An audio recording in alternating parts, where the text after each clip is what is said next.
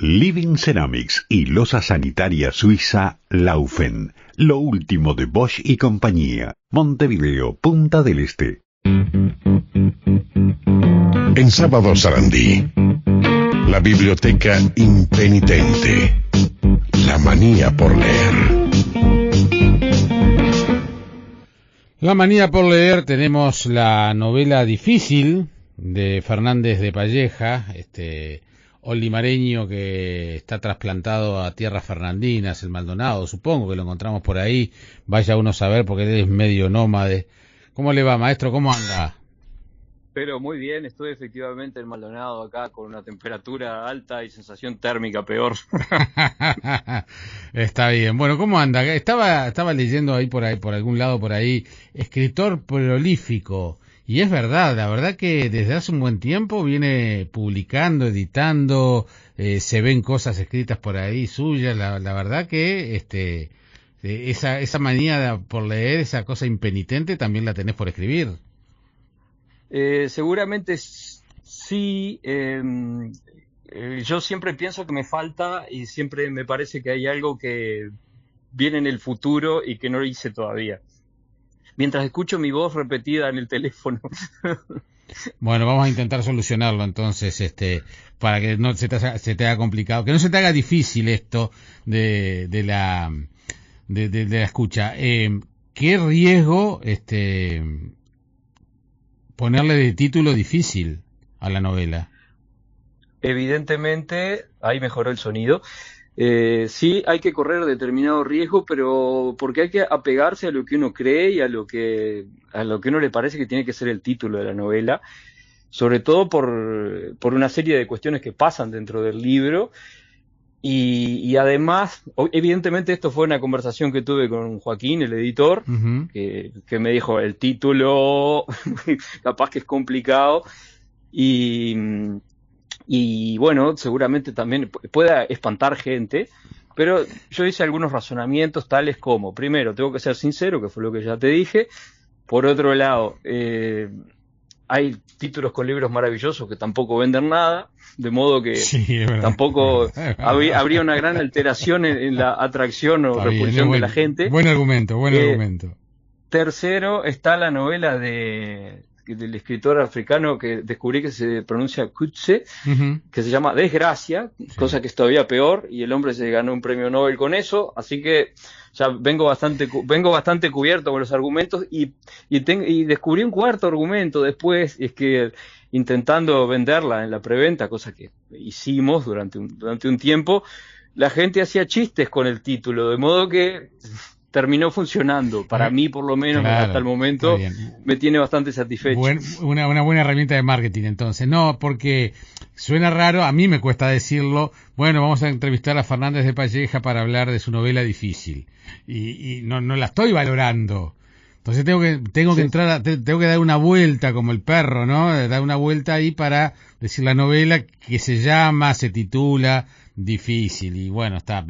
Lo que pasa que también eso tiene que ver con una característica tuya, que también, quiero saber dónde fue que leí una pequeña descripción sobre vos, pero no me acuerdo en dónde.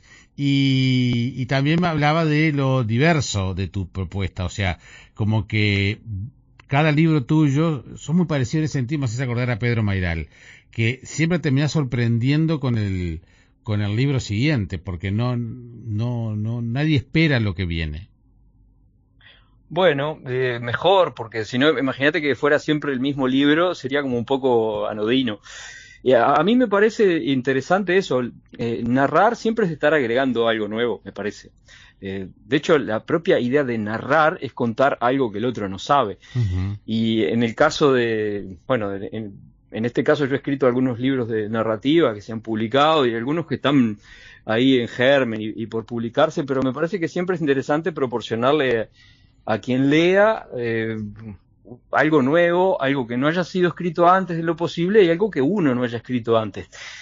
E imagino también que debe ser un poco inevitable repetirse en temas, obsesiones, tendencias en el lenguaje, cosa que a mí me preocupa bastante, e intentar proporcionar esa variedad y bueno, me satisface que se vea y que de alguna manera pueda generar cierto desconcierto inicial, no sé. Claro, es todo un tema ese, porque también tiene mucho que ver con el riesgo como escritor, ¿no? Uno, en definitiva, Pedro Mairal perfectamente, para volver al ejemplo, podía haber seguido el esquema de la uruguaya y estaba hecho piedra. Sin embargo, terminó escribiendo un texto que es en verso, después sorprende con otro libro de allá de determinadas características, una novela que no tiene nada que ver con nada, una cosa que ahora la última tiene que ver mucho con la adolescencia, es decir, siempre está sorprendiendo. Y en tu caso a mí me pasa lo mismo, siento que cada libro sorprende. Y difícil, esta novela, bueno, más allá del nombre y de la butad que supone el título, tú en una suerte de prólogo, que no sea difícil, titulás, decís, el comienzo es maravilloso, si algo no es difícil, tal vez no merezca la pena contarse. Los personajes de un lado y otro de su difícil relacionamiento enfrentan dificultades. Es difícil saber si es más difícil aprender o enseñar, siempre hay quien lo tiene aún más difícil, sea porque no puede o porque le falta algo. Es difícil ingresar a un mundo que plantea muros incomprensibles y a veces también intentar que estos no dejen gente afuera. Así comienza este libro que nace y sigue naciendo de unos hechos reales difíciles. Quien escribe esto participó de un curso de dificultades del aprendizaje. Recordemos que vos sos docente. Contame por qué ese curso de dificultades de aprendizaje, si es que es verdad, y yo tengo que creerte porque me decís que es verdad, te motivó a escribir esto. Bueno, efectivamente sí es verdad, y la motivación parte de, bueno, yo estudié una carrera docente, ejerzo de eso, digamos, me gano el sustento dando clases durante, no sé, llevo más de 2 décadas en secundaria y también en formación docente, y particularmente cuando estudiaba tenía una profesora en el Centro Regional de Profesores del Este, donde me formé, llamada Susana Agras, que es originalmente profesora de español, la tenía en clase de lingüística, pero Susana se había especializado en dificultades del aprendizaje. Y además de lo buena profesora que era y de lo motivadora e inspiradora que era en su propia asignatura y pensando en didáctica incluso, ella también nos hizo dar cuenta de que existía algo que se llamaban dificultades de aprendizaje, de que hay chiquilines y chiquilinas que tienen dificultades para aprender. Podría parecer obvio, pero en realidad a veces las cosas obvias da trabajo darse cuenta, es difícil darse cuenta para seguir con el término. Y como consecuencia de eso yo me anoté después, porque me interesaba seguirme formando, en un curso, en un posgrado de dificultades del aprendizaje, de razonamiento lógico-matemático en la lectura y la escritura. Y bueno, lo que sucedió es que cursando eso, teníamos unos compañeros, unas compañeras, y fueron pasando algunas cuestiones que nos generaban, por supuesto, dificultades. Era difícil para nosotros hacer eso, era difícil conseguir el caso para estudiar, el trabajo, siempre que uno se embarca en una actividad de ese tipo, de formación como más profunda, plantea desafíos que por supuesto tuvimos, pero se dio el caso de que en esa convivencia académica, además de las cosas que pasaban, que ya eran como muy narrativas, yo decía, esta historia tengo que contarla, porque o sea, no puede ser que esté pasando eso. Por ejemplo, fuimos a la casa íbamos a buscar los casos para tratar de estudiar, para hacer prácticas de esto, y fuimos a la casa de un estudiante, golpeamos la puerta y nos atendió algo que nos dijo, preguntamos por la madre y la persona nos dijo, justo ahora está falleciendo. Y a mí me pareció absolutamente chocante y totalmente narrativo, incluso hasta lingüísticamente destacable el hecho de que dijera está falleciendo, ¿no? Esa forma perifrástica hecha así era, no, y me pareció muy llamativa. Además ese gerundio en el acto de morir es fantástico. Claro, sí. ¿Y qué sucede? Después, en esa convivencia que teníamos como equipo, se daba una dificultad que llegó a rozarse con algo muy sórdido, turbio, hasta policial, de hecho. Nosotros convivimos con alguien en ese momento que se comportaba de una manera muy extraña, muy reñida con nuestros hábitos normales y que se vinculaba con gente, bueno, cuyas actividades eran un poco difíciles de asumir y de comprender, y hubo hasta una amenaza de muerte. Entonces, claro, aquello que parte de una intención didáctica que podría ser como sana, loable, no sé, donde uno se imagina cuidados, atención, paciencia, etcétera, termina virando a una especie de trama policial. Y yo he leído bastante policial y era un policial bastante sucio, ¿no?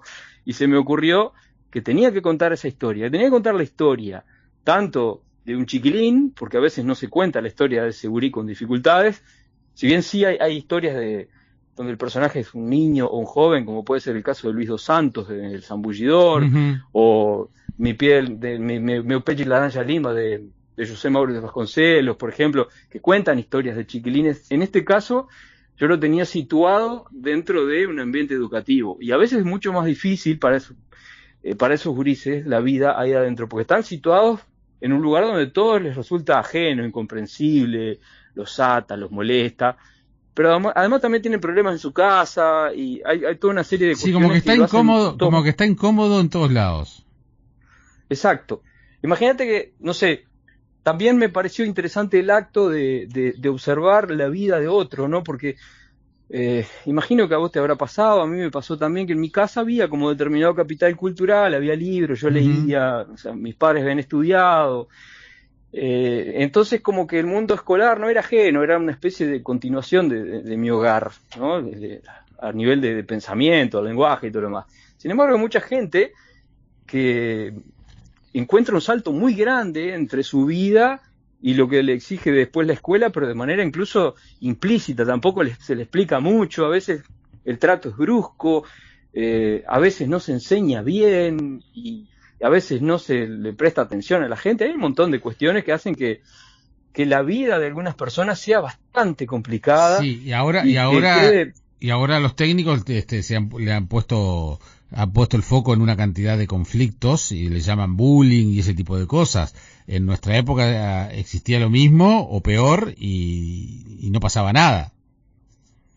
Sí, claro, lo que pasa es que era molesto, por supuesto, que no sé si te tomaban de punto porque no sé, tenía las orejas más grandes o era más gordito, pero eso terminaba una vez que te ibas a tu casa. Y ahora con el tema de los teléfonos, la cuestión se da que la socialización es 24/7 y las maneras de presión psicológica son mucho más inevitables. Yo creo que hay un salto ahí en eso, que bueno, se añade a las dificultades que ya pueda traer la persona para desempeñarse en el mundo. Encima todavía te molestan en cualquier momento, no puedes salir de la cuestión. Sí.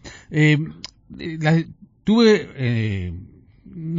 sea, la novela no es una novela difícil, pero yo sí tuve algunas dificultades de ubicación temporal y espacial, estimado amigo. Porque, por ejemplo, ese adolescente, Walter, transita yo sospecho que es una ciudad del interior, entonces yo me sentí muy identificado con mis pagos, con San José, porque hasta nos tirábamos por el monumento Artigas también, así que me imaginé que, no puedo creer que este tipo está hablando de San José, pero deben ser todos los monumentos Artigas más o menos parecidos. En Maldonado hay uno por el que se deslizan los gurises. Bueno, en la Plaza Artigas de San José también, así que... Sí, claro. No, pero, ¿sabes por qué? No, ¿en qué época situaste la novela? Porque usan celulares, pero juegan al flipper. Bueno, en la época está bien la pregunta, porque esta novela fue escrita como en dos fases, ¿no? La primera fase de escritura, digamos que el núcleo de la narración que cuenta la historia del chiquilín, y desde un lado, y de la profesora que protagoniza del otro lado, eso fue escrito hace como 20 años, me parece. No sé exactamente. Ahora me cierra. En una época bastante cercana a la que yo acababa de cursar ese posgrado que te comentaba. Por lo tanto, los celulares funcionaban un poco diferente, los jueguitos, no sé, de repente había como un poco más se jugaba capaz que más a maquinitas, que ahora está todo en el celular prácticamente.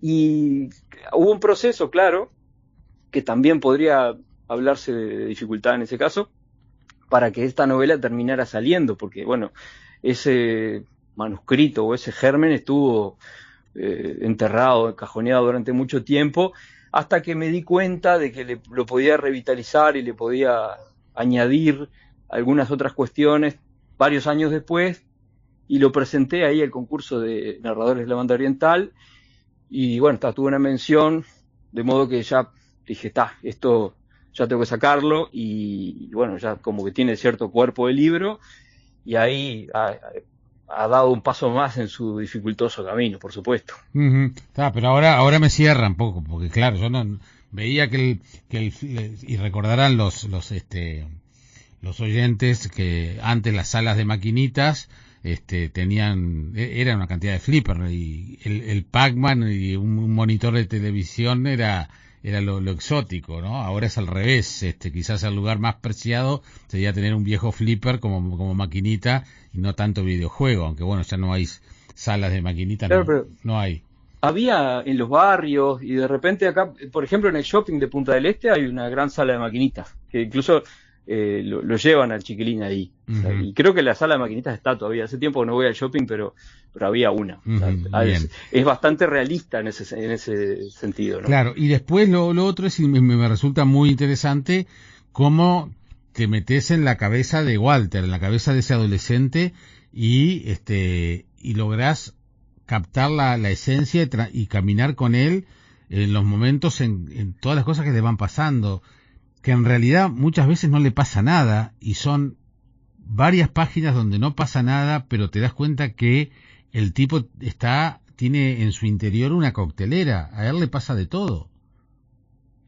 Bueno, es que la gran parte de nuestra vida la vivimos dentro de nuestra propia cabeza, por supuesto, y particularmente fue lo que más trabajo me dio, claro, porque yo tenía que incluso adecuar mi escritura a la mirada de ese personaje, que es una mirada con ciertas características. Por ejemplo, un adolescente bastante iletrado, con una familia que está funcionando de cierta manera, que vive en determinado barrio, que no entiende muy bien cómo llegar hasta los lugares, se pierde. En eso es muy parecido a mí, porque tengo un sentido de la orientación espantoso, pero en otras cuestiones... Sí, claro, él también lo tiene espantoso. Sí.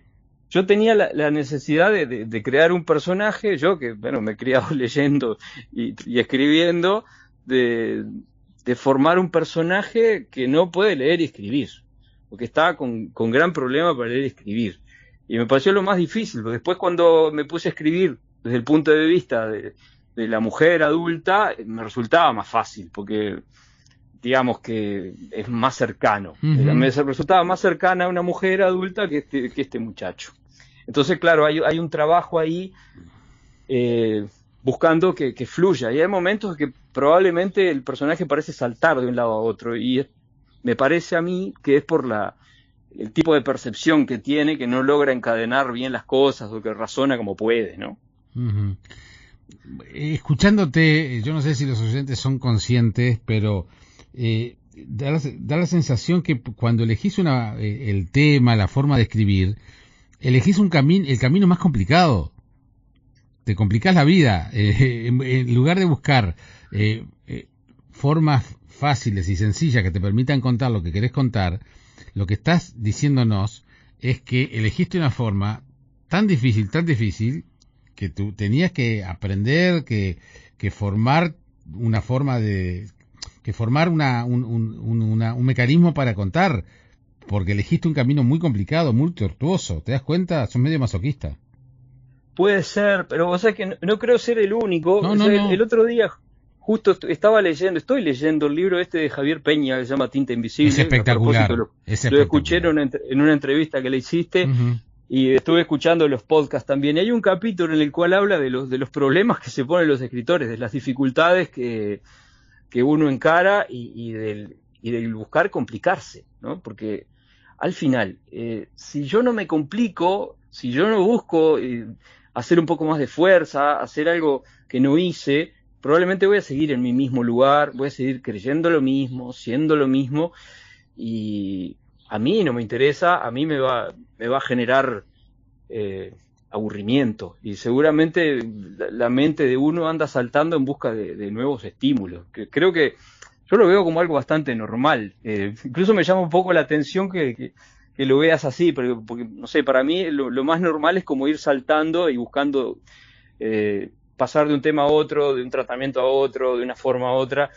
Y hasta me preocupa que, por ejemplo, este libro pueda ser muy vinculado a un anterior que se llama Educación, donde también los personajes están en los liceos y todo eso. Y tengo como hasta el miedo de que alguien diga, este siempre escribe lo mismo. Así que bueno, por ahí anda mi cabeza. No, pero está bien, no, pero es así, lo que decíamos más temprano. En la medida en que buscas sorprender, también buscas caminos nuevos, y esos caminos nuevos hay que recorrerlos. Entonces está bueno eso. Una vez hablamos contigo lo de escribir en el interior, y hicimos un repaso de varios escritores del interior del país. Y bueno, y vos seguís junto con un grupete interesante de escritores generando tus libros desde el interior, y ahí lo voy a nombrar solo por nombrar un Maragato a Pedro Peña, pero porque lo quiero nombrar nomás. Ya salió la semana pasada. Gran amigo. Ya sé. Ya salió la semana pasada en este programa, pero con tal de mencionar San José en el programa una vez por programa, correspondía. Pero a lo que voy es que me parece más interesante que puedas que generes tu literatura desde el interior, y aunque tus libros, bueno, se editen en Montevideo, pero en definitiva sos un tipo que tiene su cabeza del interior. Ahora me están reclamando que las maquinitas eran prohibidas para menores de 18 años. Eso era en Montevideo, en el interior no era así, y en los balnearios no era así tampoco.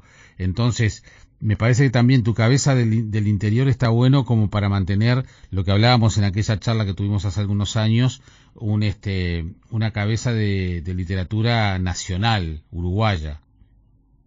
Sí, bueno, yo creo que es como inevitable, y por otro lado también uno tiene que saber de dónde es y de quién viene. Yo, como mencionaba San José, yo te tengo que mencionar 33. Ya lo sé.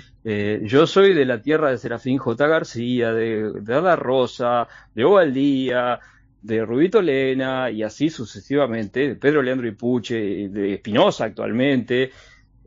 Por lo tanto, uno no viene solo, uno no sale de la nada, y seguramente hay un sustrato social, familiar o lo que sea que hace que uno tenga determinada mirada. Y a mí me pasa también que incluso tengo la vista y los oídos bastante abiertos al lado de la frontera, que Montevideo mira menos, que es el lado brasilero, y hay autores también impresionantes que están en Río Grande del Sur, el resto de Brasil también, y sin hacer como una profesión de fe, de decir, bueno, soy del interior, escribo de temas del interior.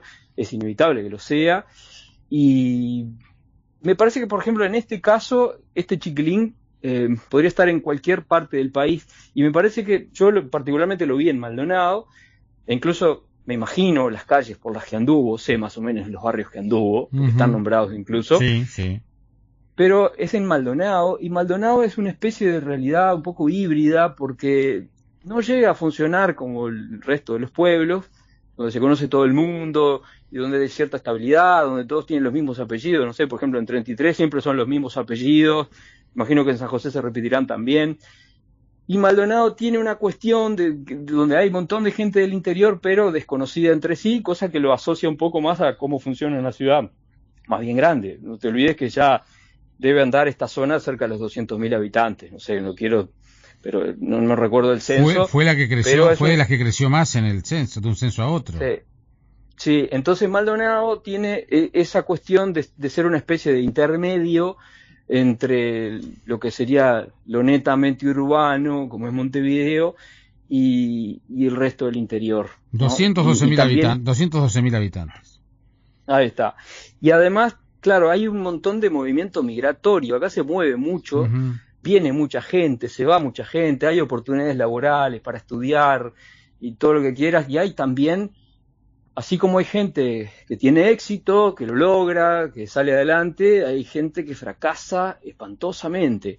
Hay también una fragmentación social impresionante, porque tenés desde la gente con el mayor poder adquisitivo a la que tiene el más mínimo.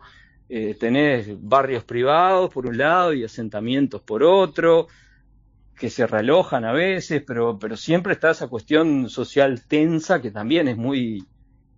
me parece que tiene que contarse también, porque a veces recibimos la información a partir del discurso oficial o del discurso periodístico, y me parece que la literatura tiene la posibilidad de pintar, de mostrar un poco más cómo se siente, de describir, de dar un poco más de vida a lo que a veces puede ser una declaración formal o una noticia circunstancial que después se olvida, ¿no? Uh-huh. Así que bueno, por ahí, capaz que viene por ahí. Sí, sí, me parece que es interesante. Es verdad que también imaginaba yo Maldonado, y que los lugares eran bastante certeros a lo que es la realidad. Acá en la contratapa menciona que dice, lo que debía ser una experiencia académica se volvió difícil hasta tocarse con el género negro. ¿Por qué esa mención? Sí. ¿Por qué? Porque, como te comentaba anteriormente, y te voy a agregar un dato más, ¿no? La novela tiene un tinte autobiográfico, porque yo participé de los hechos. Si bien no me coloco como personaje, yo fui participante de eso. O sea, yo conocí el Chiquilín, conocí Chiquilines, conocí los integrantes del equipo y todo lo demás. No se me había ocurrido eso, no lo pensé, ¿vos sabés? Claro. Ahí está el tinte autobiográfico, que bueno, que viste que está la cuestión esa de la autoficción y todo lo demás, que no me interesa particularmente a mí, no me interesa contar mi vida, pero sí puedo utilizar mi vida para contar, que es otra cosa, y que creo que lo ha hecho todo el mundo. Y lo del género negro, porque aparece en un momento un personaje muy pesado, que plantea algo que se escapa completamente de la situación académica. Ahí va, está bien, está claro. Digamos, imagínate, vos imaginate que estás en un lugar y que en ese lugar te presentan a un ex ministro de un gobierno muy corrupto de Argentina, y observás que hay como una escena donde posiblemente estén ejerciendo el proxenetismo o algo así. O sea, que no sé, que vos vas a un programa periodístico y de repente tenés tipos armados con AK-47, no sé, imagínate una cosa de esa. Bueno, eso nos pasó, y es algo que puede pasar en Maldonado perfectamente, porque también hay gente vinculada al delito o vinculada a actividades que son bastante densas. Y bueno, entramos en eso, y a mí me pareció que era muy narrativo, muy narrativo. Sí, tal cual. La novela se llama Difícil, Fernández de Palleja su autor, Ginkgo es la editorial, y bueno, la tiene en las librerías, y distribuye Guzzi o Escaramuza. Escaramuza. Sí, llega a todas partes, y bueno, acá en Maldonado particularmente está en Espacio Chamangá, por ahí Sarandí 778. No, pero ahora seguramente en la feria hay ideas más, debe estar, seguro. Y debería estar por todas partes, porque aparte se consigue, viste que se puede comprar por internet y todo eso, así que está bien distribuida, sé que llega y ya anda en la vuelta, así que bueno, quien quiera podrá acceder a ella, y yo espero que su lectura no sea como el título, ¿no? Es como una aspiración que tengo, pero ya me contarán. Es muy disfrutable, realmente muy disfrutable. Maestro, un gran abrazo, que pases muy bien. Muchas gracias, un abrazo para vos también. El escritor Fernández de Palleja, Ginkgo la editorial, Difícil el nombre de la novela. Enseguida volvemos con Sábado Sarandí. Más cultura, más entretenimiento, más radio. Siempre Sarandí. Este verano viví momentos únicos con Guamatur. Elegí tu destino